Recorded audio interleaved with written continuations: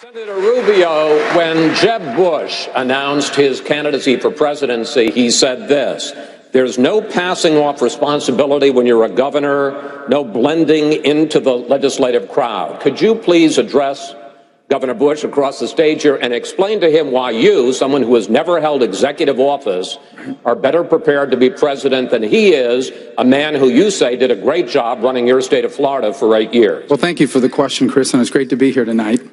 Let me begin by saying this. I'm not new to the political process. I was making a contribution as the Speaker of the third largest and most diverse state in the country well before I even got into the Senate. I would add to that this election cannot be a resume competition. It's important to be qualified, but if this election is a resume competition, then Hillary Clinton's going to be the next president because she's been in office and in government longer than anybody else running here tonight. Here's what this election better be about. This election better be about the future, not the past. It better be about the issues our nation and the world is facing today, not simply the issues we once faced.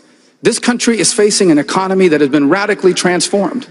You know, the largest retailer in the country, in the world today, Amazon, doesn't even own a single store, and these changes have been disruptive. They have changed people's lives. The jobs that once sustained our middle class, they either don't pay enough or they are gone, and we need someone that understands that as our nominee. If I'm our nominee, how is Hillary Clinton going to lecture me about living paycheck to paycheck?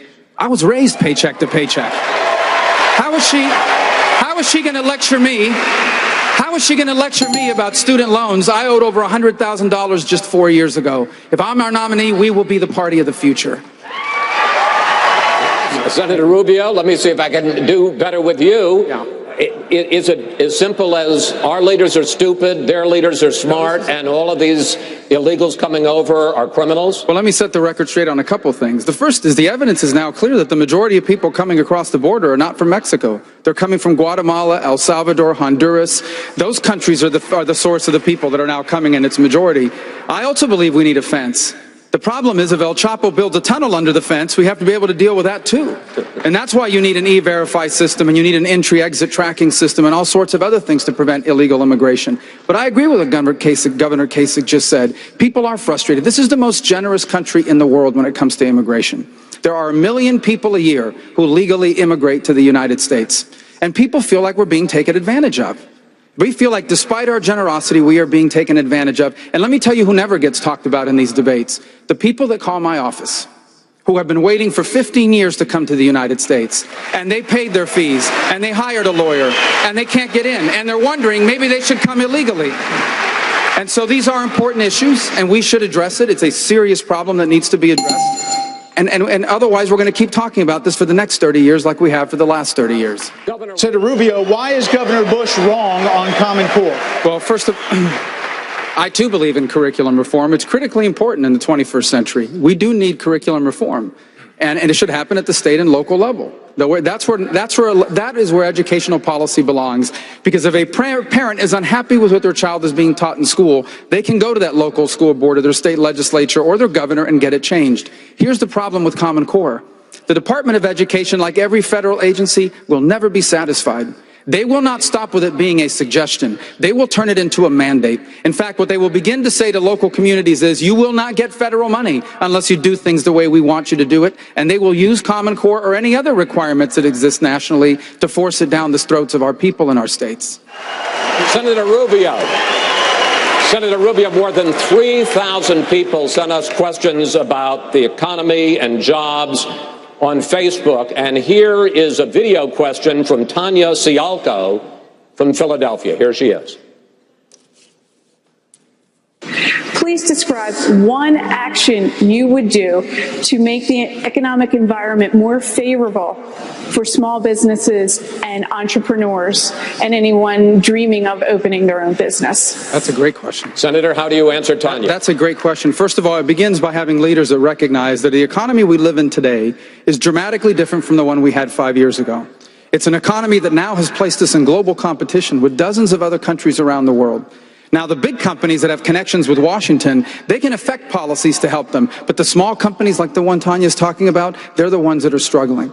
The first thing we need to do is we need to even out the tax code for small businesses so that we lower their tax rate to 25%, just as we need to lower it for all businesses. We need to have a regulatory budget in America that limits the amount of regulations on our economy. We need to repeal and replace Obamacare. And we need to improve higher education so that people can have access to the skills they need for 21st century jobs. And last but not least, we need to repeal Dodd-Frank. It is eviscerating small businesses and small banks. Over 40% of small and mid-sized banks that loan money to small businesses have been wiped out since Dodd-Frank has passed. We need to repeal and replace Dodd-Frank. We need to make America fair again for all businesses, but especially those being run by small business owners. Senator Rubio, thank you. Senator Rubio, you favor a rape and incest exception to abortion bans. Cardinal Timothy Dolan of New York just said yesterday those exceptions are preposterous. He said they discriminate against an entire class of human beings.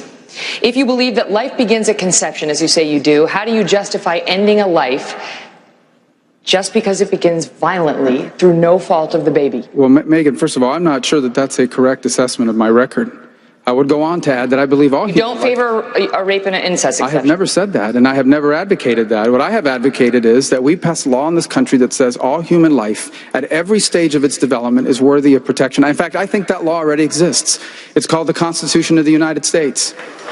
And let me go further. I believe that every single human being is entitled to the protection of our laws, whether they can vote or not, whether they can speak or not, whether they can hire a lawyer or not, whether they have a birth certificate or not. And I think future generations will look back at this history of our country and call us barbarians for murdering millions of babies who we never gave them a chance to live. Senator Rubio, I want to ask you the same question, but I do want to mention a woman just came here to the stage and asked, what about the veterans?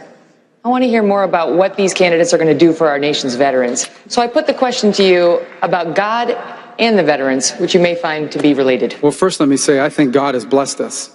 He's blessed the Republican Party with some very good candidates. The Democrats can't even find one.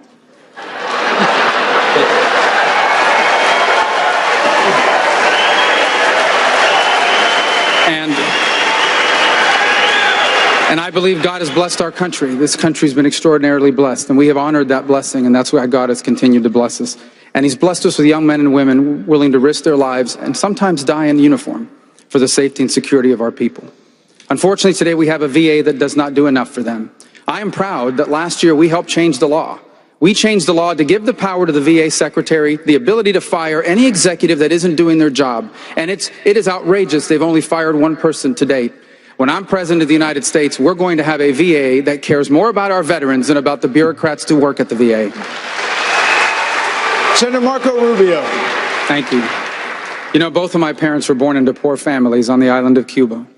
They came to America because it was the only place where people like them could have a chance. Here in this country, they never made it big, but the very purpose of their life was to give us the chance to do all the things they never could.